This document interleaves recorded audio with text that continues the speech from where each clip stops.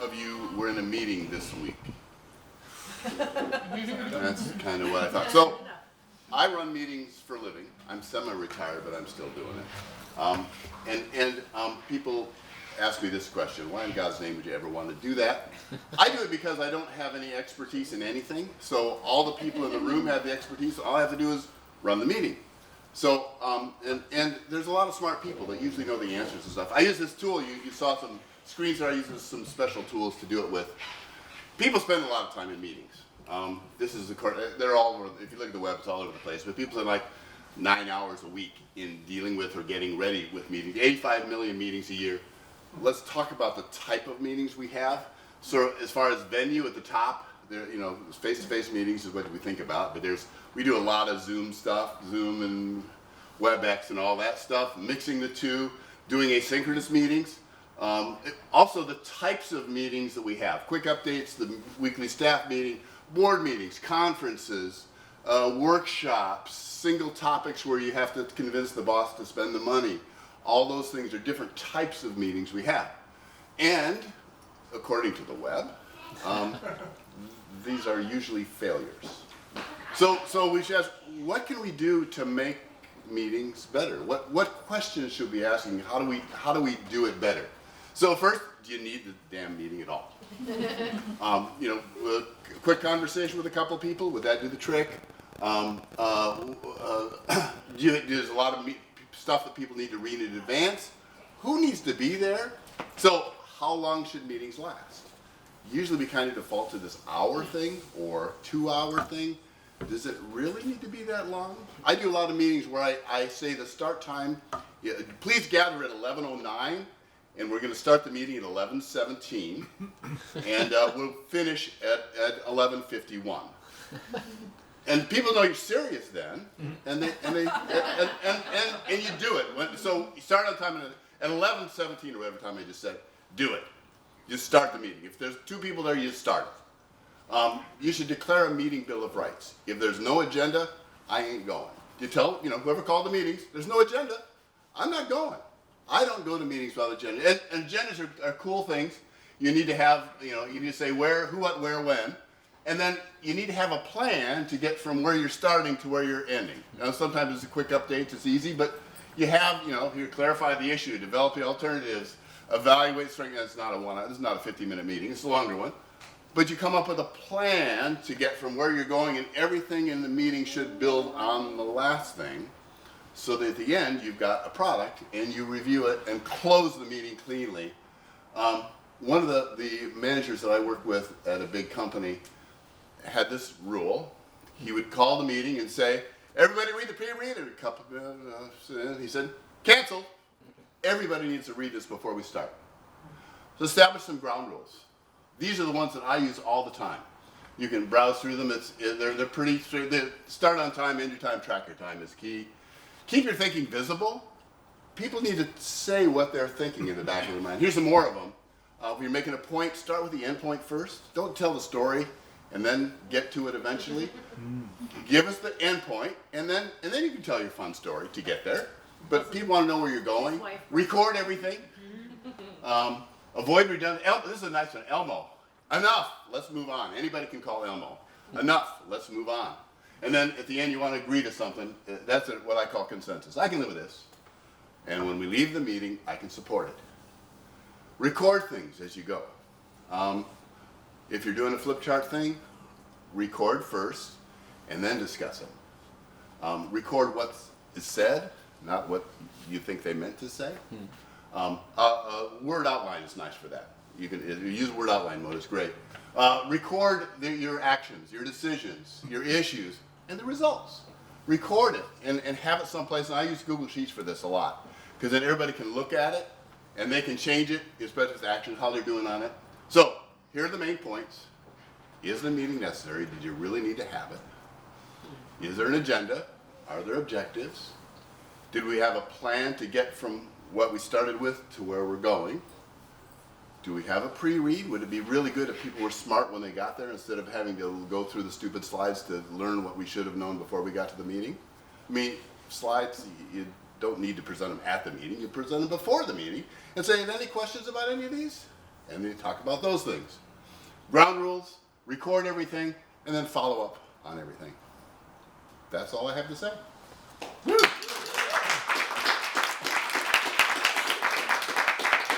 Questions? Sir? Can you publish this slide deck? The rule, to say no agenda, I'm not going, is a nice one to build a culture of in your organization. Yeah. To say, there's no, I'm not going, there's no, what's the plan? I'm not going to waste my time. You got, So, I'm an academic. uh-huh. How do you get buy-in from people who are naturally resistant to doing things that have agendas and objectives? You just have to do it as a participant. As a facilitator, it's easier because I'm a facilitator, so I'm at the front of the room and say, "Here's our rules," and everybody says, "Oh, okay," and then you call them on them when they don't follow them. But as a participant, you can do the same thing. You can stop. Wait a minute. What are the ground rules here? Everybody's talking over it. Are we going to have sidebar? And you call people on it when the bad thing happens, when the sidebar conversation happens, and no one can hear what the main point is. You call them. Shh. I can't hear. Can we just talk one at a time? And you just start. You build it one ground rule at a time. If you have an executive or a director or a principal or a president, and they can say these are the new rules, and you have my permission to leave a meeting that doesn't have an agenda, that works good. Yeah. Oh yeah. And the guy that said if you haven't read the pre-read, Yeah. the guy that said you haven't read the pre-read, it was the big boss. It was the big boss. And one person, poor devil, said, well, I haven't had a chance. Meeting's canceled. I don't want to spend time with people that haven't prepared in advance. That makes it go faster. Yeah. Oh, yeah. But there are no worse people in a meeting than teachers. I'm telling you, all the misbehaviors that we nail our students for, the worst. They're all doing it. You sit around. But the teachers could call each other if they wanted to. Yes. Can you tell us a little bit about your running meetings as a sort of side profession? What is this thing that you're doing now that you're retired, but you're not going to keep doing? Well, I'm not looking for work, but I take it when it comes to me. That's how semi-retired I am. So I do all the things here, but I also use a tool that allows everyone to talk at once because it's an online thing. Like you think of a Google Doc where everybody's entering something, except it's organized so that people can.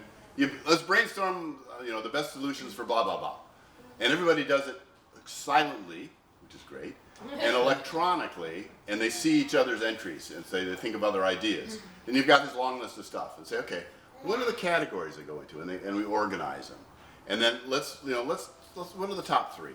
And so I have a plan to walk through using the tool. The tool is magic, but using the tool you can organize it, and you can do it faster because everybody isn't trying to talk at once or going off.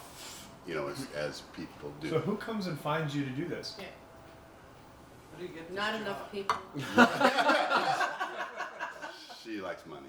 So I work with other consulting firms. They bring me in. I do a lot of focus group stuff. A lot of the work I do is focus group stuff. I also run conferences where we have 200 people in the room and 200 laptops and people entering things in that way. You get a lot of data. Now you have to figure out how to get from all that data to a small amount of data and then work on something. And then with that many people, you divide up into subgroups. You breakout groups. Yes? He's very Jen bossy. sent her hand up. Okay. I was just gonna go to your thing. As a teacher, I don't tend to call a ton of I can't call a meeting with my whole team necessarily. But the meetings I do call, I can implement this for myself, and then hopefully my participants can see oh hey, that felt much better than our standard 2-hour sitting around and listening to something that could have been an email. Actually, my organization's pretty good about it, but I do think whatever meetings you do call, you can kind of model change maybe, depending on your.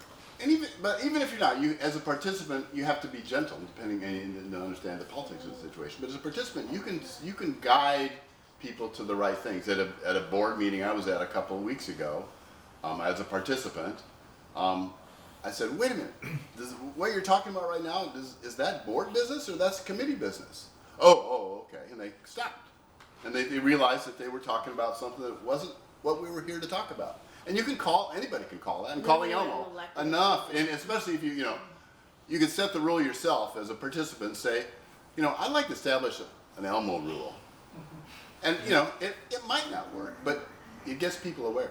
If you started any meeting, even if you weren't in charge of it, by saying, hey, what's our protocol? I've done that, you know, even in casual meetings, to say, what's the protocol here? You know, is it okay to be looking at your cell phone during this meeting? Is it okay? Like, if it is, it is. Then that's good, you know. But if it's not, then we've all She gets agreed. called for quilting during the and it's because some people can focus better if they're doing something with their hands. I have little toys that I give out because some people you'll see them, they can't. So here, just play with that, and it helps them concentrate. Oh, I kept him too. No, I saw seriously. somewhere on one of your slides you had a note, everybody speaks, and I know that's one of the things my organization is trying to do more of, is to allow space in meetings for shyer or quieter people to talk, but it's really hard if you've got even two excited people who will take any airspace that exists. Do you have any like policies or cool tools? I don't have as much a problem because I usually am doing electronic meetings. So the quiet people, and what happens with an electronic meeting is everybody can enter stuff. The people that like to dominate the room hate it because they can't dominate. But the people that are usually the wallflowers, who frequently have the best ideas, can participate because they can do it silently. It is hard, but if you really, you know, sometimes you have to go around the room as a facilitator. What do you think? What do you think? And it's putting people on the spot. Some people, you know, require a lot of time to think through. You know, they need to think about it before they want to say anything. Other people don't think at all and talk, which is, you know, and so you need to find those people and say, you know, what do you think, and bring them out. Just Yes. curious about your thought. Like, do you think there's a sweet spot on like how long a meeting should be? Well, it depends on what you're trying to accomplish. If it's a single decision, it should be fairly short with a lot of pre-read about here's the alternatives and stuff. It depends on how is the group forming and now trying to do a big project and so there's not a magic amount of time. It depends on what you're trying to accomplish. Staff meetings generally just shouldn't happen at all. No, really. They're quick. They're report outs. You know, do we all need to know this? I mean, anytime there's anybody says anything, say, do we all need to be here to hear this? Usually it's not, especially in staff Being meetings. read to for 75 minutes. Yeah. And it's, you know, or have a spreadsheet where they put in their accomplishments and any highlights you want to cover here. Good. It's 5 minutes. Let's go. Wow. Stand-up meetings are good. Because people don't stand up. So 5-minute staff meetings. 5-minute staff meetings I approve of, where you just stand up. Everybody says, you know, whatever is going on that's big, or you know, you have a couple things you want to focus on, and then 5 minutes. We tried squats actually. Oh yeah. Pain makes it go faster. Go ahead. You have experience cross-culturally, like doing meetings across Japanese, Italians. I found to have very different approach. The